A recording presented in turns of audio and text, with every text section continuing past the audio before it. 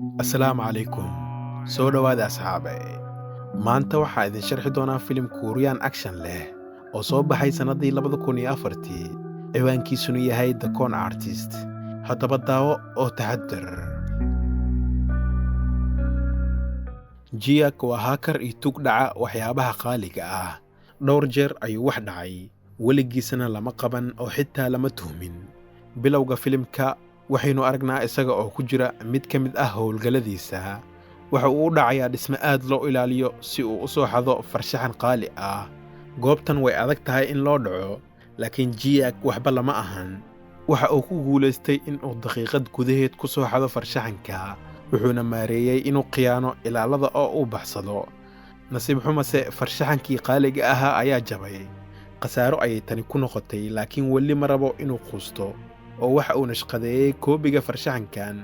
Dabadeed wuxuu nuqulkan u geeyay nin farshaxanada iibiya. Ninku wuu gartay in farshaxankan uu feeg yahay, wuuna diiday inuu iibsado. Si kastaba ahaatee, Jiak oo xariif ah ayaa ninkan ku qanciyey inuu ka caawin doono inuu qaab musuqmaasuq ahaan ah u sii iibiyo. Sidaa awgeed ninku ma hayo waddo kale oo wuu iibsaday farshaxankii. Jiak waxaa la socday saaxiibkiisa qaaliga Gowin, kaasoo ah makaanikiiste iyo khabiir dhanka samaynta walxaha qarxa. Kadib dhacoodii ugu dambeeyey, Jiak wuxuu qorsheenayaa samaynta lacag faaliso ah. Waxa uu awood u leeyahay inuu daabaco lacago faalis ah oo u eg midda rasmiga ah. Si kastaba ahaatee, daabacadan way dantay. Marka uu qorshahan shaqayn waayey, labada nin waxay go'aansadeen inay bartilmaameedsadaan dukaan jawharaadka lagu iibiyo oo ku kaydsan dheeman qiimihiisu yahay $3 milyan. Hawshan si gaar ah ayay u adag tahay, sababtoo ah dukaanka aad ayaa loo ilaaliyaa, waxaana meel walba ku xihan kaamaradaha CCTV-ga. Si ay kaamirooyinkan u damiyaan, waxay u baahnaadeen haakar xirfad leh si uu ayaga u caawiyo. Markaasna waxaa filimka nala barayaa wiil dhallinyaro ah oo lagu magacaabo Jongbe. Waxaa la sheegaa in Jongbe uu mar khiyaameeyey asxaabtiisa, laakiin Jiak iyo Gowin waxay go'aansadeen inay weli aaminaan, sababtoo ah isaga ayaa ugu fiican shaqadan. Kadib Jiak wuxuu saaxiib la noqday haweeney lagu magacaabo Eunha oo ah khabiir farshaxan. Haasaawe ayay u baxeen, wuxuuna ammaanay silsiladeeda quruxda badan oo uu u hadiyadeeyey aabbaheeda dhintay. Waxay aadeen dukaan jawharaadka lagu iibiyo si ay u tijaabiyaan xaqiiqda silsiladan, waxaana soo baxday in dheemankan yari uu ku kacayo malaayiin dollar. Marka uusan qofna eegeen ayaa Jiak wuxuu boorsadiisa hoos geliyey fadhiga, waana uu ka soo tegay. Waxay aadeen dukaan labaad oo jawharaadka lagu iibiyo si ay u xaqiijiyaan qiimaha dheemanka, balse jawaabtii oo kale ayay heleen. Dukaankan waa kan uu Jiak qorsheenayo inuu dhaco. Sidaas darteed wuxuu sii xasuustay meelaha ay kaamaradaha CCTV-ga taalo iyo tirada qolalka iyo ilaalada. Dhammaadka maalintaas waxa uu qorsheeyey inay dhacooda ku soo gabagabeeyaan 10 daqiiqo. Maalintii dhaca, shandadii uu Jiak dukaanka uga tegay ayaa sababtay qarax oona mashquulisay waardiyaasha. Jongbe ayaa ciyaarta soo galay oo jabsaday kaamaradaha CCTV-ga ka hor inta ay Jiak iyo Gowin dukaanka gelin. Jongbe wuxuu sidoo kale damiyey sistamka alarmiga, taasoo Jiak u oggolaatay inuu furo sanduuqa iyada oo aysan ilaaladu dareemin. Nasiib xumase, isla markiiba waardiyaasha ayaa si degdeg ah u soo laabtay, laakiin Gowin ayaa mashquuliyey oo daaqadda baabuurkooda jebiyey. Isla markaas Jiak ayaa gacanta ku dhigay dheemanka oona soo baxay. Saddexdii asxaab ayaa dib ugu midoobay gaariga iyagoo dabaaldegaya. Maalintii xigtay, milkiilaha dheemanka la xaday oo ah Jo aad ayuu u xanaaqsanaa, laakiin wuxuu sidoo kale la dhacsanay tugtan awoodda u leh inay xadaan meel ammaankeedu sidan loo ilaaliyo.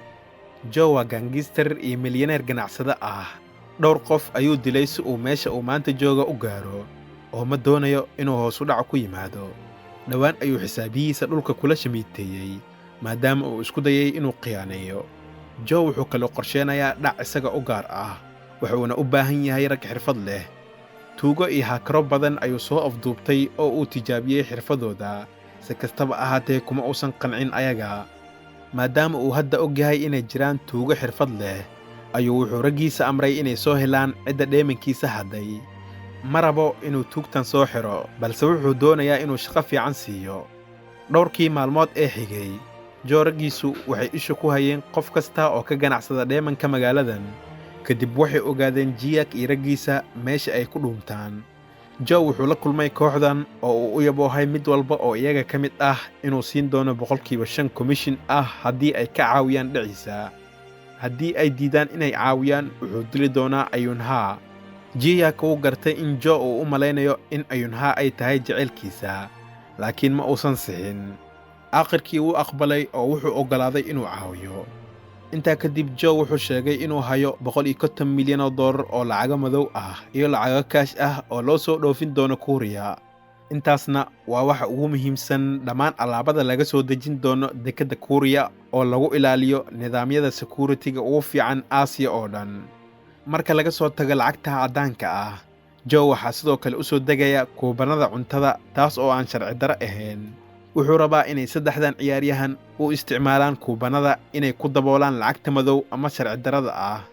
kooxdan way oggolaatay oo waxay bilowday dejinta qorshahooda, maadaama uu dhacan noqon doono kii ugu weynaa ay sameeyaan. intii uu qof walba mashquulsanaa ayaa Joe si gaar ah John Bay ugu yeeray, wuxuuna siiyey lacago badan si uu isaga isha ugu hayo Jiyak iyo Gowin. wuxuu rabaa inaysan labadaas qiyaamin asaga. isla waqtigaas booliisku waxay weli raadinayaan tuugta dheemanka xaday. waxay heleen muuqaal ay CCTV kaamirada duubtay, taasoo muujinaysa in Jiyak uu dukaanka keenay boorsadii qaraxday oona ay ilaalada mashquulisay. waxay aadeen guriga Jiyak oo ay arkeen qol ay ka buuxaan qorshayaal iyo xog ku saabsan dhaca soo socda. waa la yaab in Jiyak uu ka tago gurigiisa oo furan, laakiin booliisku tani way ka faa'iidaysteen, iyagoona garwaaqsaday in Jiyak iyo Joe uu xiriir ka dhexeeyo. maalin ka hor maalinta dhaca, Jiyak iyo Gowin ayaa aaday dekedda, waxayna goobtaas dhigeen boorso qarax ah si ay ilaalada u khalkhalgalaan iyo qalab John Bay ka caawin doono inuu jabsado sistamka security-ga dekedda. markay ku soo laabteen meeshii ay ku dhuuman jireen, ayaa Jiyak wuxuu Gowin u sheegay inuu qorsheynayo inuu khiyaaneeyo Joe uuna la wareego dhammaan lacagta, isagoo kaliya beddelaya adreska la geenayo kuubanada. si kastaba ahaatee, John Bay ayaa maqlay qorshahooda oona u sheegay Joe. wuxuu sheegay inuu Jiyak hadhow la xisaabtami doono, maadaama uu weli uga baahan yahay inuu dhaca ka caawiyo.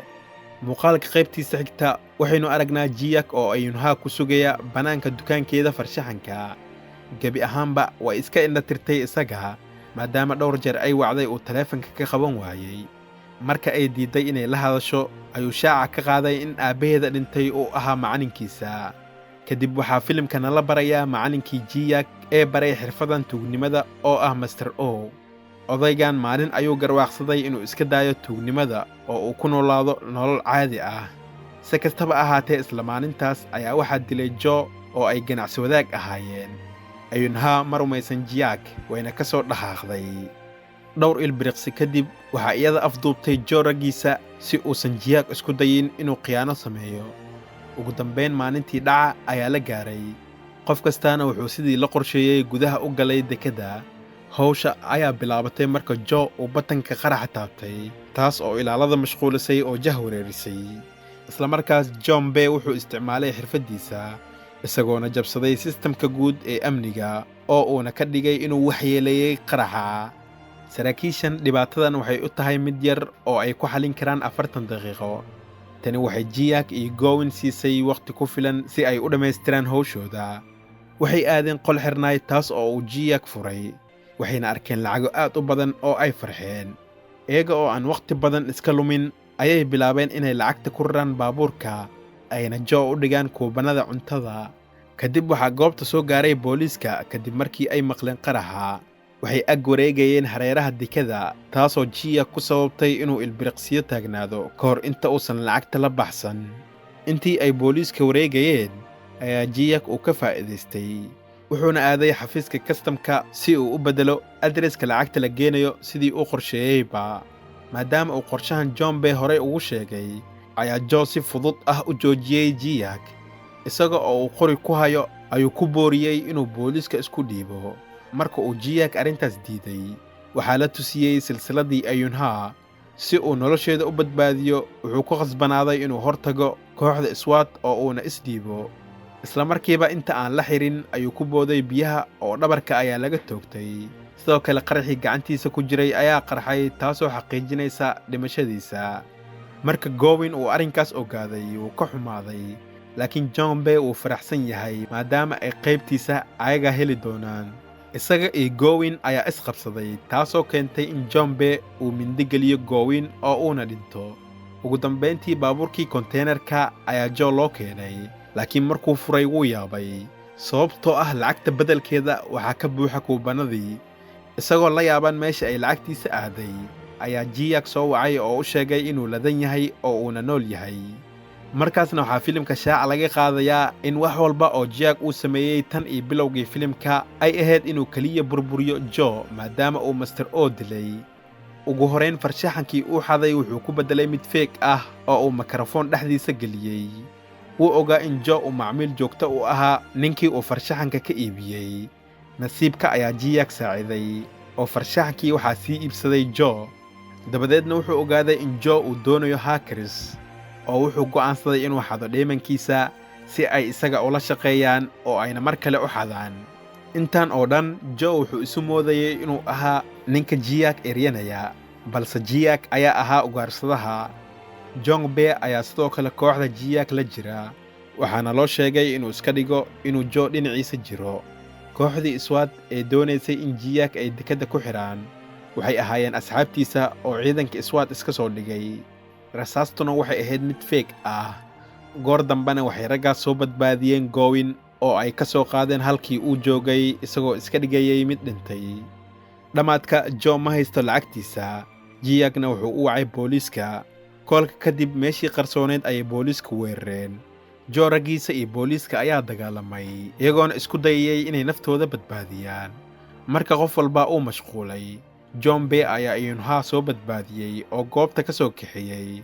Joe wuu arkay in foodadan ay rogtay qorshihiisa oo goobtii ayuu ka soo baxsaday. saacado kadib goobta oo dhan deganaan ayay noqotay. marba haddii aanay cidina ka agdhoweyn goobtan, raggii Jiak ayaa yimid si ay u qaataan kuubanada cuntada taas oo aan qiimo lahayn. laakiin markaas kadib waxaana la tusayaa in kuubanadan ay dhab ahaantii ahaayeen lacagtii ay rabeen inay xadaan. raggan markii ay lacagta dekedda ku kala wareejinayeen ayay sii marinayeen barintarka lacagaha faalisada ee uu Jiak waa hore sameeyey. marka ay lacagi soo marto daabacaddan waxay soo baxaysaa iyada oo kuubanada camal ah, laakiin waxay dib u noqonaysaa lacag markii khamri lagu daadiyo. Joena maadaama uusan arrintaas ogeyn ayuu arkay kuubanada oo uu mooday inuu waayay lacagtiisa oo maanta oo dhan hor taalay. ugu dambeyntii Jiak si uu dharbaaxo kale ugu geysto Joe ayuu baabuurkiisa burburiyey oo ayna booliiska Joe gacanta ku dhigeen. Jiak iyo asxaabtiisa meeshii ay ku dhuumanayeen ayay kuubanadii keeneen oo ayna ku qubeen khamri si ay isugu rogto lacag dhab ah. dhacdadan kadib Jiak dhowr bilood ayuu dhaca ka nastay oo la waayay. dabadeedna maalin ayaa Iyunha waxay heshay lacago badan oo uu Jiak u ballan qaaday si ay Dubai uga furato dukaan jawharaadka lagu iibiyo. Iyunha waxay lacagta u isticmaashay sidii ay qorshaysay. safarkii ay Dubai ku tagtay ayay mataxaf ku aragtay katiinadeedii ay weysay markii la afduubtay. si lama filaan ah Jiak ayaa gadaasheeda ka soo muuqday, wuxuuna filimku ku dhammaanayaa lamaanahan oo dib u midoobaya. intaasna ayuu ku egyahay muuqaalkan. waxaan rajaynayaa inaad ka heshay. haddii aad ka heshay fadlan subscribe saar kanaalkan si aad u hesho muuqaalo kale oo ku xiiso geliya. sidoo kale like saar fiidiyowgan si aad u caawiso kanaalka. waadna ku mahadsan tahay daawashadaada.